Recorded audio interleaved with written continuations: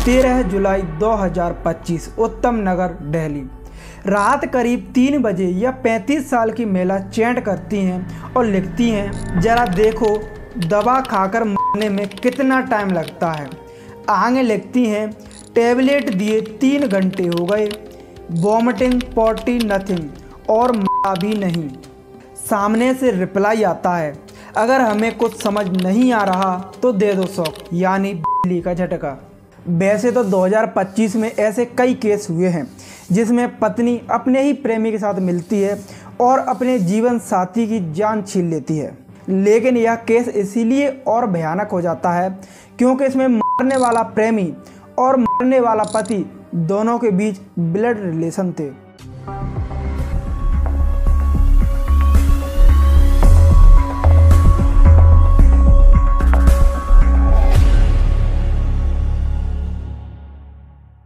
आज से लगभग 10 साल पहले करण देव और सुष्मिता देव की शादी होती है और दोनों शादी के बाद भी अपनी प्राइवेट जॉब को कंटिन्यू रखते हैं। शादी के 4 साल बाद सुष्मिता और करण के एक संतान होती है। इसके बाद सुष्मिता अपने बच्चे की देखरेख करने के लिए अपनी जॉब को छोड़ देती है और इसी समय करण अपने माता पिता के पास ही अपने और सुष्मिता के लिए एक सेपरेट रूम लेता है, जिससे जब वह ड्यूटी जाए तो सुष्मिता रूम पर अकेली ना रहे और बच्चा दादा दादी के पास खेल सके। अब 2 से 3 साल तक सब कुछ सही चल रहा था। करण ड्यूटी जाते तो सुष्मिता अपने बच्चे को लेकर अपने सास ससुर के घर पहुंच जाती, लेकिन 2024 की शुरुआत से सुष्मिता अपने पति के चाचा के बेटे राहुल, जो अब को सुष्मिता का देवर लगता था, दोनों के बीच प्यार पनपने लगा।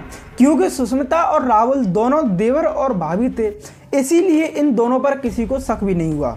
लेकिन समय के साथ यह देवर भाभी का प्यार गहराता गया और इस हद तक पहुंच गया कि जब करण की नाइट ड्यूटी होती तो राहुल सुष्मिता के रूम पर चला जाता और सुबह 4 बजे तक, जब तक करण के आने का समय होता, उससे पहले ही राहुल वहां से निकल जाता। राहुल को कई बार पड़ोसियों ने भी देखा, लेकिन सुष्मिता का कैरेक्टर पड़ोसियों की नज़रों में इतना साफ था कि देवर भाभी के रिश्ते के अलावा कोई और निजी रिश्ता भी हो सकता है, इसका अनुमान तक नहीं लगाया। अब समय के साथ प्यार और गहराता गया। फिर आखिरकार सुष्मिता के मन में एक अजीब तरह का लालच आने लगा और करण की जो प्रॉपर्टी और सेविंग्स थी उन्हें अपना बनाने के लिए, जो ऑफकोर्स पहले से सुष्मिता की थी, लेकिन उसकी नज़रों पर डला प्यार का पर्दा यह सब नहीं देख सका और सुष्मिता राहुल के साथ मिलकर अपने ही पति की जिंदगी छीनने का प्लान बनाती है और देवर भाभी के नाजायज संबंधों को समाज में एक नाम देने का लालच राहुल को देती है और राहुल तैयार भी हो जाता है और मार्केट से पिल्स खरीद कर सुष्मिता को देता है। अब आखिरकार वो काली रात आ ही जाती है जिस दिन सुष्मिता अपने 10 साल के रिलेशन और एक 6 साल के बेटे की परवाह किए बिना अपने पति की जान छीनने वाली थी और इस पूरी प्लानिंग को एक एक्सीडेंट दिखाने वाली थी। तारीख थी 12 जुलाई 2025, रात का समय था। सुष्मिता दही में 12 से 15 स्लीपिंग पिल्स मिलाती हैं और अपने पति कर्ण को खिलाने जाती हैं, लेकिन उस दिन कर्ण दही नहीं खाते क्योंकि अगले दिन संडे था तो अभी तक डिनर किया नहीं था। तो सुष्मिता रात के भोजन में वह एक्स्ट्रा रखी स्लीपिंग पिल्स मिलाती हैं और रात करीब 12 बजे अपने पति को खिला देती हैं। इसके बाद पति अपने बेडरूम में सोने चले जाते हैं। अब 12 से 1, 2 और 3 बज जाता है तो सुष्मिता को यह डाउट होने लगता है कि शायद यह स्लीपिंग पिल्स एक्सपायर थी या फिर यह उसके पति कर्ण पर असर नहीं कर रही हैं। तो सुष्मिता अपना फ़ोन निकालती हैं और इंस्टाग्राम पर राहुल से चैट करती हैं और लिखती हैं, एक बार ये चेक करो कि कितनी देर में होनी चाहिए दवा खाने के, लगा लो खाना खाए इनको 3 घंटे हो गए हैं, वॉमिटिंग पॉटी नथिंग और भी नहीं अभी तक। इसके बाद ऑफकोर्स राहुल ने सोशल मीडिया पर सर्च किया होगा, लेकिन स्लीपिंग पिल्स के ओवरडोज की डेडलाइन राहुल को नहीं मिली।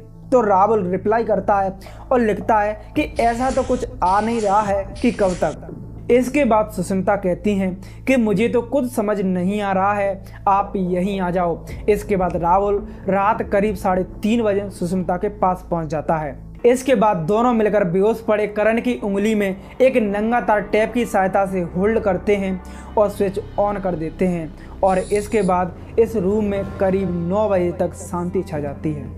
इसके बाद सुष्मिता भागकर अपने सास ससुर के घर पहुंचती हैं और करण की हालत के बारे में बताती हैं। इसके बाद करण का छोटा भाई कुणाल अपने चाचा के साथ सुष्मिता के रूम पर पहुंचता है और बिना समय गवाए माता रूप रानी मग्गो हॉस्पिटल करण को पहुंचाते हैं। लेकिन दुर्भाग्य से अब तक बहुत देर हो चुकी थी क्योंकि करण अब तक अपनी जान गंवा चुके थे।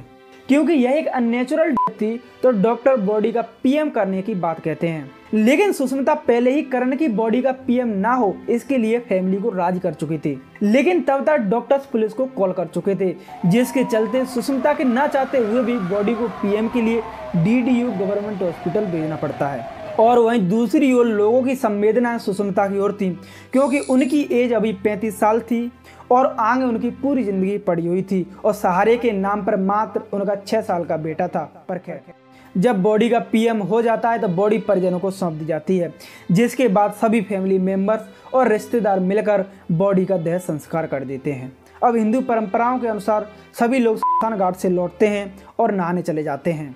ऑफकोर्स रावल भी स्मशान घाट गया था तो उसे भी नहाना था, तो रावल कुणाल के ही बाथरूम में नहाने जाता है, लेकिन अपने कपड़े और मोबाइल बाथरूम से बाहर रख के जाता है। इसी समय कुणाल अपने फोन पर कॉल करने के लिए पास रखे रावल के फोन को लेता है और उसकी स्क्रीन ऑन करता है तो उसके पैरों तले जमीन खिसक जाती है क्योंकि उसकी आंखों के सामने उसके भाई के हत्याओं के साक्ष्य थे। जिसके बाद कुणाल दूसरे फोन से तुरंत इस चैट की वीडियो बनाता है और पुलिस को सौंप देता है, जिसके बाद रावल और सुष्मिता को पुलिस अरेस्ट कर लेती है और इस तरह पीएम रिपोर्ट आने से पहले ही देवर भाभी के प्यार का भांडा फूट जाता है। वैसे रिश्तों से याद आया कि एक शिवपुरी की अमीर लड़की कोटा में आईआईटी करने जाती है और दुर्भाग्य से वहां उसकी पकड़ हो जाती है। इसके बाद पर जो रिश्तों से खिलवाड़ करते हैं, अगर वो देखना चाहते हो तो आप ऊपर वाली वीडियो पर क्लिक करके देख सकते हैं। अब हम जल्द मिलेंगे अगली वीडियो में, जब तक के लिए गुड बाय मेरे दोस्तों।